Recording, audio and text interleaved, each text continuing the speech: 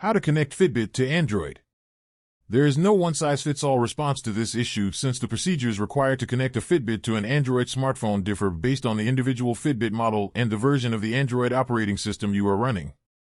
In general, connecting a Fitbit to an Android smartphone should include downloading the Fitbit app from the Google Play Store, running the app, and then using the app to log into your Fitbit account.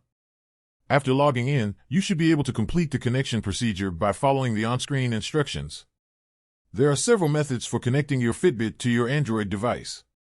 One option is to use the Fitbit app for Android, which is free on the Google Play Store.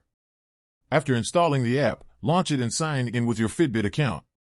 Then, to connect your Fitbit to your Android device, follow the on-screen instructions.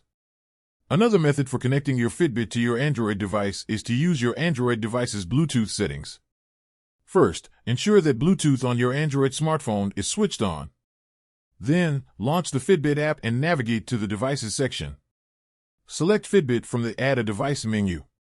Connect your Fitbit to your Android device by following the on-screen directions.